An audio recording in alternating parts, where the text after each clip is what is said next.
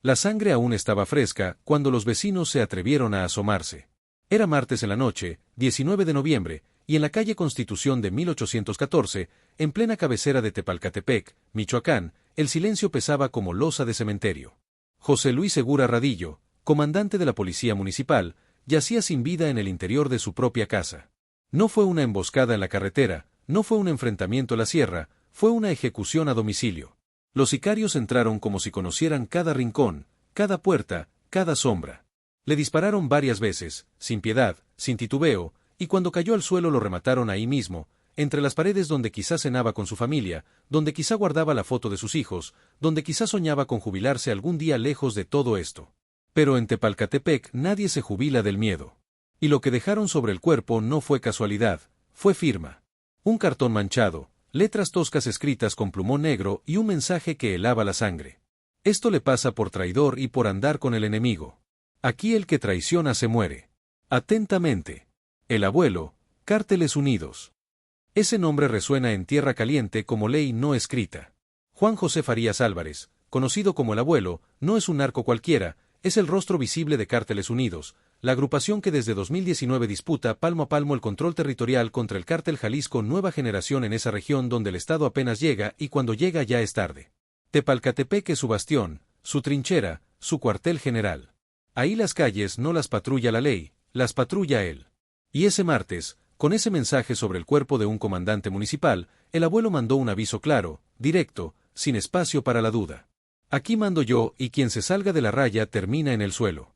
Pero lo que muchos no saben, lo que no se dice en las noticias de la mañana ni en los comunicados oficiales, es que este asesinato no fue un hecho aislado. Fue respuesta, fue venganza, fue el grito de una organización criminal que sintió el golpe y ahora quería devolverlo con sangre. Apenas 4 días antes, el Estado mexicano había dado el zarpazo más fuerte de los últimos meses en la región del Pacífico. En Colima, a escasos kilómetros de distancia, la Secretaría de Marina desplegó el operativo Pez Vela 2025. Fueron horas de acción coordinada, quirúrgica, implacable. 54 personas detenidas, 8 motocicletas aseguradas, 5 casas intervenidas, una red de comunicación clandestina desmantelada y, lo más importante, una estructura logística narco expuesta en toda su dimensión. No eran simples distribuidores de droga, eran piezas de un engranaje más grande, un sistema que operaba con la precisión de una empresa y la frialdad de un ejército. Colima no es territorio del abuelo, pero está en la zona de influencia, en esa franja donde las fronteras del crimen se difuminan y las alianzas cambian según convenga. Y lo que encontraron los federales en esas casas no era solo droga ni armas, era inteligencia criminal, mapas con rutas, horarios de patrullaje, nombres de agentes, coordenadas exactas de puntos ciegos. Era un retrato descarnado de cómo el narco ya no improvisa, ahora estudia, planea, anticipa. Las sirenas no dejaban de rugir aquella madrugada del 15 de noviembre. Eran las 3 de la mañana y la colonia Las Palmas en Colima despertó al estruendo de las camionetas blindadas, al zumbido de los helicópteros, al grito seco de los comandos entrando sin permiso. Una casa sin fachada llamativa, cortinas negras, cámaras escondidas tras botellas de plástico. Adentro 2 radios conectados a una fuente alterna de energía, un módem sin marca, un router sin antena visible y un disco duro etiquetado con una sola palabra, rutas. Esa palabra lo cambió todo. Porque no eran rutas de reparto de tortillas ni de paquetería legal, eran mapas del control territorial, eran los caminos invisibles por donde fluye la droga, el dinero, las armas y quizá también las personas desaparecidas. En otra colonia, La Floresta, los agentes hallaron una motocicleta aún encendida, en el asiento una pistola artesanal, una libreta con horarios y un dije de San Judas colgando del manubrio. Nadie cerca, solo el viento moviendo papeles con nombres tachados. Y en el aire esa pregunta que nadie quiere hacerse en voz alta: ¿cuántas veces pasaron por ahí sin que nadie los viera? ¿Cuántas entregas se hicieron frente a nuestras narices mientras fingíamos no darnos cuenta? Lo que hallaron en el sótano de uno de los inmuebles asegurados hizo que hasta los marinos más curtidos sintieran un escalofrío. Cables por todos lados, una antena improvisada camuflada como parte del tendido eléctrico, una laptop vieja pero encendida y en la pantalla un archivo abierto. El título lo decía todo: Instrucciones urgentes Pez Vela. Alguien desde adentro del sistema había filtrado información. Alguien con acceso a los planes tácticos, a los horarios de despliegue, a las coordenadas exactas. La operación había sido vulnerada antes de empezar. Eso no era solo grave, era una traición que ponía en riesgo la vida de cada elemento en campo. Y cuando esa información llegó a la Ciudad de México, a las manos de Omar García Harfuch, secretario de Seguridad y Protección Ciudadana, la respuesta fue inmediata. En menos de 4 minutos ya estaba conectado por videollamada con los mandos en tierra, rostro serio, camisa blanca, mirada afilada como navaja. Su primera frase fue seca y contundente. La operación ha sido vulnerada. A partir de este momento asumo control directo del despliegue en Colima. No hubo consulta, no hubo duda, solo una orden que transformó una redada en una operación de contrainfiltración. Harfuch no es un funcionario de escritorio. Es un hombre que conoce el miedo de frente, que ha sobrevivido a un atentado donde le dispararon más de 400 veces, que lleva las cicatrices en el cuerpo y la determinación en la mirada. Cuando él toma el mando, las cosas cambian de ritmo. Ordenó aislar todo el equipo asegurado, sellar las comunicaciones del operativo, interrogar a cada agente con acceso previo al plan táctico. Y dijo algo que quedó grabado en la memoria de todos los presentes. Hoy no solo estamos combatiendo al crimen organizado, también estamos desactivando una traición. Esa frase se viralizó en redes, se repitió en noticieros, se comentó en las fondas y en las barberías. Porque tocó una fibra sensible, esa que todos sabemos pero que pocos se atreven a decir en voz alta, que el enemigo no solo está afuera, también está adentro, infiltrado, protegido, alimentado por la misma corrupción que carcome al sistema desde hace décadas. En menos de una hora se desplegaron refuerzos desde Jalisco y Michoacán. Se activaron drones de reconocimiento de rango extendido, se reforzaron los perímetros con visión térmica, se cambiaron los canales de comunicación y se estableció un protocolo de seguridad máxima. Los inmuebles asegurados dejaron de ser evidencia y se convirtieron en escena de espionaje criminal. Porque lo que estaba en juego ya no era solo una redada exitosa, era la credibilidad del Estado, la confianza de la ciudadanía, la certeza de que esta vez sí las cosas iban en serio. Y mientras los federales apretaban el cerco en Colima, en Tepalcatepec las cosas se calentaban. El abuelo y Cárteles Unidos recibieron el mensaje. El golpe en Colima no era solo contra vendedores de esquina ni vigías de moto, era contra la red completa, contra la logística que permite que el narco opere como sistema paralelo. Y eso, para ellos, era declaración de guerra. Los días que siguieron fueron de tensión contenida. En Colima las calles amanecieron vacías, los puestos de fruta cerraron antes del mediodía, los vecinos evitaban hablar con extraños. Porque cuando el Estado se mueve así, el miedo también se mueve, se arrastra, se mete en las casas, en las conversaciones, en los silencios. Los 54 detenidos no eran solo números en un comunicado de prensa, eran hijos, hermanos, primos, vecinos. Algunos tenían 19 años, otros apenas 15. Chavos reclutados desde la secundaria, entrenados para obedecer sin preguntar, porque en ese mundo preguntar equivale a desaparecer. Uno de ellos, un tal Ángel, fue capturado en Tecomán custodiando una moto con placas alteradas. Llevaba 2 envoltorios de cristal en el bolsillo y una foto en la cartera, su hermana o quizá su hija, nadie lo sabe con certeza. Cuando lo detuvieron no lloró, solo se arrodilló antes de que le dijeran su nombre. Miraba al suelo como si ya conociera ese final. Y cuando los agentes le preguntaron a qué se dedicaba, solo respondió, yo solo entrego, no sé ni a quién le vendo. Esa frase resume la tragedia invisible del narco en México. Miles de jóvenes que no saben para quién trabajan, que no conocen a su jefe, que no entienden el sistema pero que están dispuestos a dar la vida o la libertad por un sueldo que apenas alcanza para ayudar en la casa. Porque en Colima, en Michoacán, en Tepalcatepec, en tantos rincones de este país, el narco no recluta con violencia, recluta con necesidad. Te ofrece lo que el Estado no te da, trabajo, dinero rápido, pertenencia, respeto. Y cuando ya estás adentro, salir es imposible. En una de las casas aseguradas encontraron a una adolescente de 15 años escondida bajo la cama, temblando, con un arma blanca entre las manos. Cuando los oficiales le preguntaron su nombre, solo respondió, no sé si decirlo me salva o me mata. Esa niña no es delincuente, es víctima. Pero el sistema la va a procesar igual, la va a meter en una carpeta, la va a olvidar. Porque así funciona esto, atrapamos a los de abajo mientras los de arriba siguen operando desde la sombra, protegidos, intocables, invisibles. Y mientras en Colima se desmantelaba esa red, en Tepalcatepec se gestaba la venganza. El abuelo no es de los que se quedan callados. Es un hombre que construyó su poder a base de lealtad y miedo, que se presenta como defensor del pueblo contra el CJNG, que reparte despensas y al mismo tiempo ordena ejecuciones. Su imagen es contradictoria, compleja, peligrosa. Para algunos es un héroe local que enfrenta a los Jaliscos, para otros es un criminal más que usa la bandera de la autodefensa para seguir traficando. Lo cierto es que en tierra caliente su palabra es ley. Y cuando cayeron esos 54 en Colima, cuando Harfuch asumió el control directo, cuando el Estado mostró que esta vez iba en serio, el abuelo interpretó eso como una provocación. Y respondió de la única forma que conoce, con sangre. El comandante José Luis Segura Radillo no era un agente cualquiera. Era policía municipal en Tepalcatepec, el corazón del territorio del abuelo. Vivía ahí, trabajaba ahí, conocía las reglas no escritas. Pero según el mensaje que dejaron sobre su cuerpo, algo hizo que cruzara la línea. Presuntamente andar con el enemigo, ser traidor, salirse del pacto. No sabemos si es cierto, no sabemos qué hizo ni por qué. Lo que sabemos es que esa noche los sicarios entraron a su casa como si fueran dueños del lugar, lo ejecutaron sin piedad y dejaron el mensaje bien claro para que todos en el pueblo lo leyeran, para que todos en la región entendieran que ahí no se juega, que ahí la lealtad se paga con protección y la traición con la muerte. Ese cartón manchado de sangre con la firma del abuelo no solo era un ajuste de cuentas, era propaganda, era terror, era control social. Porque en esos pueblos el miedo es más efectivo que cualquier patrulla. La noticia del asesinato llegó a las redes sociales antes que a los medios oficiales. Fotos del cuerpo, imágenes del cartón, videos de la calle acordonada. Y de inmediato empezaron las especulaciones. ¿Fue respuesta al operativo de Colima? ¿Fue un mensaje directo a Arfuch? ¿Fue una advertencia al gobierno federal? Lo cierto es que el timín no puede ser coincidencia. 4 días después del golpe en Colima, en pleno territorio del abuelo, ejecutan a un comandante y dejan la firma. Eso no es casualidad, es estrategia. Es decirle al Estado, ustedes nos pegan, nosotros pegamos más fuerte. Ustedes detienen a 54, nosotros matamos a uno que duele más. Porque en esta guerra retorcida, un comandante asesinado en su propia casa vale más mediáticamente que 50 detenidos anónimos.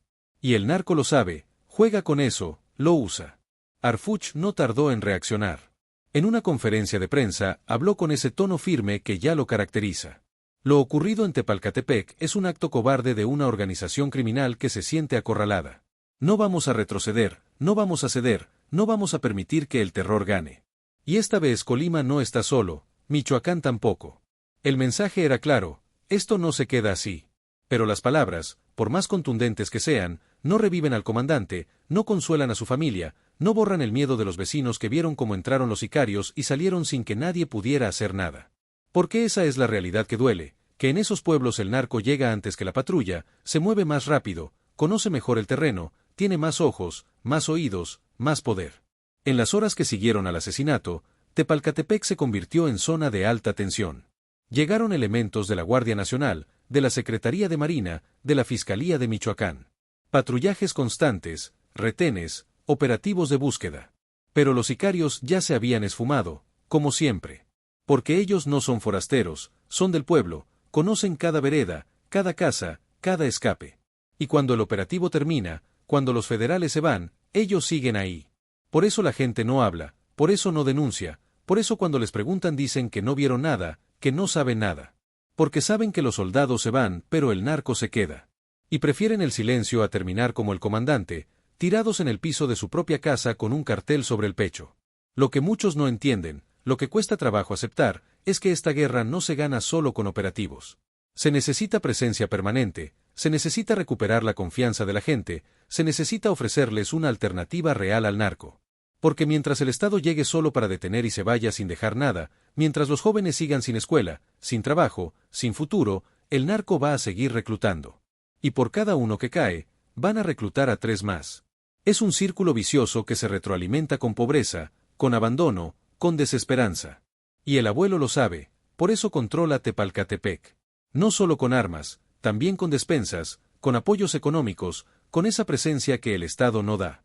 Y por eso, aunque lo señalen como criminal, muchos en el pueblo lo ven diferente. No lo justifican, pero lo entienden. Porque cuando no tienes a nadie más, te agarras de quien sea. El operativo en Colima fue contundente, eso nadie lo puede negar. Desmantelar una red de 54 personas, asegurar antenas clandestinas, descubrir mapas con rutas, interceptar comunicaciones filtradas, todo eso es un golpe duro. Pero el asesinato del comandante en Tepalcatepec muestra la otra cara de la moneda. Muestra que el crimen organizado también tiene capacidad de respuesta, que no se va a quedar de brazos cruzados, que va a devolver el golpe donde más duele. Y en esa lógica perversa, cada avance del Estado genera una reacción violenta del narco. Y en medio quedan las víctimas, los que no escogieron estar en esta guerra pero que la sufren todos los días. La mañana del 20 de noviembre, Un día después del asesinato, las calles de Tepalcatepec amanecieron más vacías que nunca. Las escuelas cerraron, los comercios bajaron cortinas, la gente se encerró en sus casas. Porque cuando el abuelo manda un mensaje así, todos saben que lo mejor es no salir, no preguntar, no ver. Y en Colima, aunque el operativo fue exitoso, el miedo también se instaló. Porque los 54 detenidos tienen familias, tienen amigos, tienen compañeros que siguen libres. Y nadie sabe si va a haber represalias, si van a buscar venganza, si van a intentar recuperar el territorio. Por eso la gente vive con esa angustia constante, con esa sensación de que en cualquier momento todo puede estallar. Y eso no es vida, eso es sobrevivir. Harfuch lo sabe. Por eso insiste en que esta vez las cosas van a ser diferentes, en que no van a entrar solo para arrestar y luego irse, en que van a quedarse hasta que el control territorial se recupere. Pero la historia nos ha enseñado a desconfiar de esas promesas. ¿Cuántas veces hemos visto operativos espectaculares que terminan en nada? ¿Cuántas veces hemos visto detenciones masivas que no cambian la realidad en las calles? ¿Cuántas veces hemos visto conferencias de prensa triunfalistas mientras los vecinos siguen escuchando balazos por las noches? Y no es que no se reconozca el esfuerzo, no es que no se valore el riesgo que corren los elementos en campo. Es que la desconfianza ya está instalada, porque hemos visto esta película muchas veces y siempre termina igual. Pero algo en este operativo sí parece diferente. La participación directa de Harfuch, la coordinación entre Marina y Fiscalía, el descubrimiento de la filtración interna, todo eso marca un cambio de estrategia. Ya no es solo golpear al narco, es también limpiar al sistema por dentro. Porque sin eso, sin combatir la corrupción que permite que los criminales sepan de antemano cuándo y dónde van a llegar los operativos, cualquier esfuerzo es inútil. Y esa es quizá la batalla más difícil, la que se libra en las sombras, en las oficinas, en los pasillos del poder. Porque el narco no solo compra sicarios, también compra voluntades, compra silencios, compra traiciones. Y mientras eso siga pasando, mientras haya funcionarios que vendan información, mientras haya policías que trabajen para los dos lados, la guerra está perdida de antemano. Los datos que se recuperaron en los discos duros asegurados en Colima están siendo analizados por especialistas en inteligencia. Según trascendió, hay nombres, hay rutas, hay contactos que podrían llevar a desmantelar células en otros estados. Pero también hay nombres que incomodan, que apuntan hacia arriba, que implican a gente que no debería estar implicada. Y ahí es donde la cosa se pone difícil, porque tocar esos nombres significa enfrentarse a estructuras de poder que van más allá del narco, que tienen protección política, mediática, económica. Y pocos tienen el valor o la autonomía para llegar hasta el final. Harfuch ha demostrado que no le tiembla la mano, que está dispuesto a ir hasta las últimas consecuencias. Pero también sabe que en este país ir hasta las últimas consecuencias puede costarte la vida, como casi le costó aquella mañana de 2020 cuando le tendieron la emboscada. Mientras tanto, en Tepalcatepec la vida intenta volver a la normalidad, esa normalidad anormal donde convives con el miedo, donde sabes quién manda pero no lo dices, donde ves cosas que prefieres olvidar. El comandante Segura Radillo ya fue sepultado, su familia llora en silencio, sus compañeros siguen patrullando con el alma en un hilo. Porque ellos saben que pueden ser los siguientes, que usar el uniforme en esa región es llevar una diana en la espalda. Y aún así salen todos los días, cumplen su trabajo, intentan mantener un mínimo de orden en medio del caos. Eso merece respeto, eso merece reconocimiento. Pero también merece apoyo real, no solo palabras, apoyo en forma de respaldo institucional, de protección, de garantías de que si algo les pasa a sus familias van a estar cuidadas. Porque pedirles valor sin darles herramientas es mandarlos al matadero. Y tú que estás viendo esto desde tu celular, quizá en tu casa, quizá en el trabajo, quizá desde el otro lado de la frontera, ¿hasta cuándo vas a seguir pensando que esto no te toca? Porque aunque no vivas en Colima ni en Tepalcatepec, aunque no conozcas al comandante asesinado ni a los 54 detenidos, esto sí te toca. Te toca cada vez que un familiar no llega a casa y no sabe si fue accidente o levantón. Te toca cada vez que tienes que cambiar de ruta porque en tal calle hay retén y no sabes si es de la policía o del narco. Te toca cada vez que tus hijos te preguntan por qué hay tantos soldados en las calles y no sabes qué responderles. Te toca cada vez que prendes las noticias y ves otra ejecución, otro operativo, otra promesa que no se cumple. Esto nos toca a todos, nos guste o no, lo aceptemos o no. Porque en este país el narco ya no es un problema de las zonas rurales o de los estados fronterizos, es un cáncer que se metió en todas partes, que se ramificó, que se enquistó. Y si no lo enfrentamos juntos, si no exigimos resultados, si no dejamos de normalizar la violencia, esto no va a parar nunca. El abuelo mandó su mensaje con sangre. Harfuch respondió con firmeza. Los 54 detenidos están en proceso, el comandante está bajo tierra y Tepalcatepec sigue siendo tierra de nadie. O mejor dicho, tierra de quien tenga más armas, más hombres, más miedo que sembrar. Porque al final eso es lo que está en juego, el control por el miedo. Y hasta que no rompamos ese círculo, hasta que no recuperemos los territorios no solo con operativos sino con presencia del Estado real, con escuelas, con hospitales, con empleos, con futuro, vamos a seguir viendo las mismas escenas una y otra vez. Comandantes asesinados, sicarios detenidos, narcos que caen y son reemplazados en horas, familias destrozadas, pueblos en silencio.